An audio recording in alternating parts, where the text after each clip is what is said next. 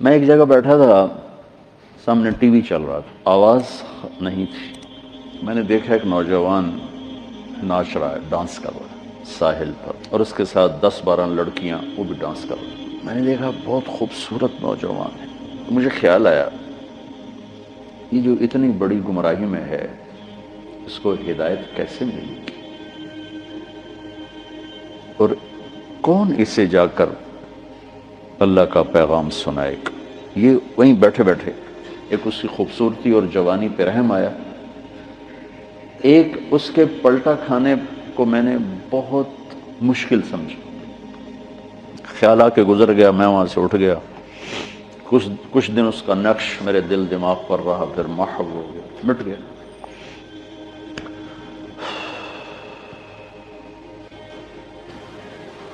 کراچی کا اجتماع تھا ستمبر میں، تو انہوں نے میرے لیے ایک چھوٹا سا خیمہ بنایا ہوا تھا کراچی والوں نے، تو میں وہ خیمے میں بیٹھا ہوا تھا، تو ایک نوجوان میرے پاس آیا کہ جی پاکستان کا ایک مشہور گلوکار ہے، اس کا نام ہے جنید جمشید، میں آپ سے ملانا چاہتا ہوں۔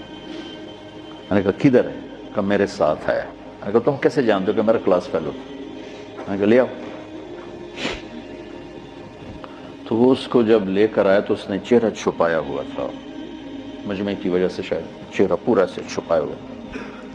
میرے سامنے آ کے بیٹھا اور یوں کھولا تو وہ وہی نوجوان جس کو میں نے اسکرین پر ناچتے دیکھا تھا۔ میں نے کہا آپ کا نام؟ کہا جی جنید جمشید۔ میں نے کہا کیا کرتے ہو؟ کہا میرا موسیقی سے تعلق ہے۔ میں نے کہا گاتے ہو یا بجاتے ہو؟ کہا جی میں گاتا ہوں۔ کہ یہ جو دل دل پاکستان ہے یہ میں نے گایا ہے۔ اچھا اچھا اچھا، وہ تو بہت مشہور ملی نغمہ ہے۔ کہاں جی وہ میں نے گایا ہے۔ اچھا، اس کے بعد میری اس سے کیا بات ہوئی اب 20 برس ہونے کو ہیں، یاد نہیں، تاثر یاد ہے کہ اس نے آگے کیا جواب دیا۔ کہنے لگا میرا جی چاہ رہا ہے آپ بولتے رہیں اور میں سنتا رہوں، مجھے لگ رہا ہے جیسے کوئی میرے زخموں پہ مرہم رکھ رہا۔ میرا ایک اور دوست بھی ہے، میں چاہتا ہوں میں اس کو بھی لے کر آؤں، سلمان، وہ بھی آپ کی باتیں سنیں۔ پھر تھوڑی دیر بعد اس نے کہا میں ایک سوال کرتا ہوں۔ کہ ایک پاکستانی نوجوان جس گلیمر کو، گلیمر کہتے ہیں رعنائی، عیاشی، دنیا کی موج میلہ، جس موج میلے کو ایک پاکستانی نوجوان خواب میں دیکھتا ہے وہ مجھے حقیقت میں حاصل ہے، میرے پاس، لیکن اس کے باوجود میرے یہاں اندھیرا ہے۔ کیا یہ میرے یہاں اندھیرا ہے، یہ دل خالی ہے، مجھے یوں لگتا ہے میں وہ کشتی ہوں جس کا کوئی ساحل نہیں، جس کا کوئی گھاٹ نہیں، بے منزل مسافر ہوں۔ اچھا، بے منزل مسافر ہوں، یہ ایسا کیوں ہے؟ میری تو ہر خواہش پوری۔ میں نے کہا اللہ تعالیٰ نے انسان کو 2 چیزوں سے بنایا ہے، ایک جسم ہے، ایک روح ہے، ان دونوں کی ضروریات الگ الگ ہیں۔ جس کی ضرورت پوری نہیں ہوگی وہ فریاد کرے۔ جسم کو روٹی چاہیے، پانی چاہیے، ضروریات زندگی چاہیے، ان میں سے جو چیز بھی اس کو نہیں ملے گی وہ فریاد کرے۔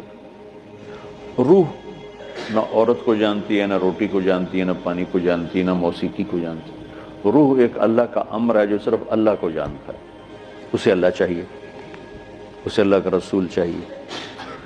تو جسم کو روٹی نہ ملے تو وہ پریشان ہوتا ہے، روح کو جب اللہ اس کا رسول کا تعلق نہیں ملتا تو وہ پریشان ہوتی ہے، پھر وہ پریشانی ویرانی بن کر جسم پہ طاری ہوتی ہے، پھر ہم اس کو دور کرنے کے لیے اس سے اور بڑی عیاشی میں جاتے ہیں کہ شاید ابھی کچھ کمی ہے، وہاں اس کی بھوک اور بڑھتی ہے، وہ اور فریاد کرتی ہے، پھر ہم اس سے بڑی عیاشی میں جاتے ہیں، پھر اس کی بھوک اور بڑھتی، وہ اور فریاد کرتی ہے۔ اس قسم کا مضمون تھا، اس وقت ذرا تفصیل سے تھا، خلاصہ یہ۔ اور میں نے کہا اس کی مثال ایسے کہ درد ہو اس گھٹنے میں اور دوا لگے اس گھٹنے میں تو دوا بھی جا رہا ہے اور درد بھی نہیں جا رہا، دوا لگ رہا ہے، درد نہیں جا رہا، کیوں؟ جہاں درد ہے وہاں دوا نہیں، جہاں دوا لگ رہا ہے وہاں درد کوئی نہیں، تو آرام کیسے آئے گا؟ تو یہ بے چینی، کرب، یہ تو روح میں ہے، اور ہم اسے دور کرنا چاہتے ہیں جسم کی ضرور موسیقی، کھانا پینا، 5 اسٹار ہوٹل، گلیمر، موج میلہ، پروٹوکول، یہ تو سب جسم کی چیزیں، روح کو ان سے کیا سروکار. لیکن جس دن اسے غذا ملے گی، ایک دم منزل بھی ملے گی، راستہ بھی نظر آئے گا، ساحل بھی نظر آئے گا، گھاٹ بھی نظر آئے گا، اور منزل مقصود کا بھی پتہ چل جائے گا.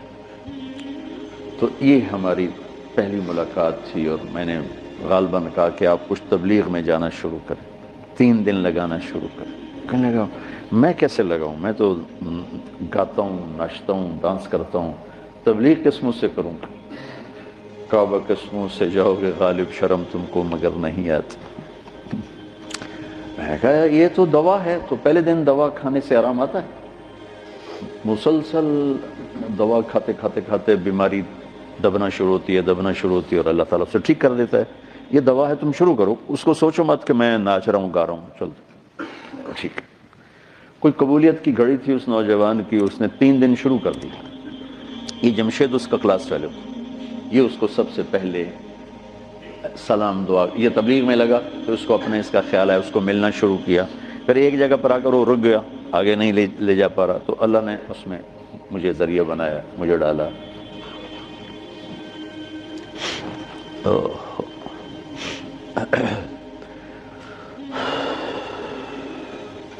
نومبر 1997 میں 4 مہینے کے لیے میری تشکیل ہوگی امریکہ. مستورات کی جماعت، میں اور اہلیہ اور لاہور کی جماعت تھی. میں لاس اینجلس میں تھا تو میں نے اسے فون کیا. تو اس زمانے میں یہ CLI پر نمبر نہیں آتا تھا، تو اور یہ اتنے موبائل فون یہاں اتنے تھے بھی نہیں، دوسرے فون تھے.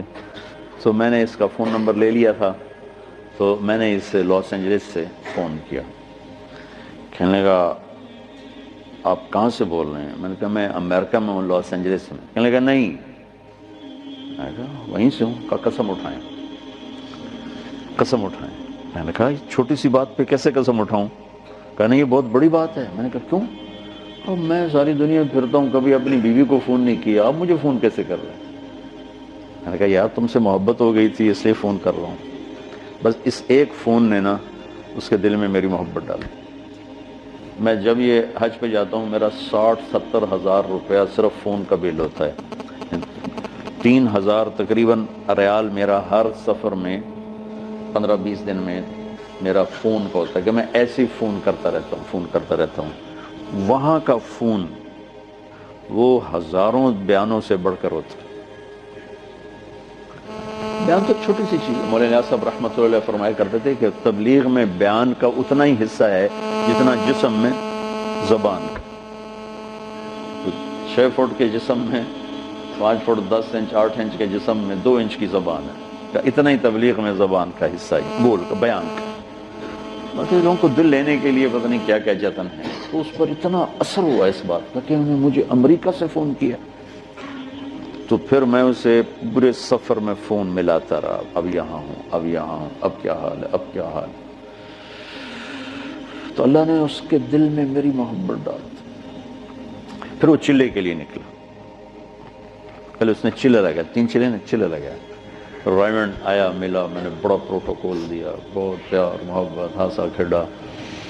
تو کرتے کرتے کرتے کرتے اس نے 3 چلے کے لیے نکل پڑا. یہ غالباً 2001 یا 2 اس کا مجھے پورا یاد نہیں ہے. تو اس وقت یہ 3 چلے کے لیے نکلا. تو اس نے مجھے بالا کوٹ سے فون کیا کہ مولانا میں اس وقت بالا کوٹ کی ایک پرانی مسجد ہے، اس میں ہماری جماعت ہے. باہر فرش ٹوٹا ہوا ہے، اس پر ایک پھٹی ہوئی چٹائی ہے، اس پر میں لیٹا ہوا آپ کو فون کر رہا ہوں.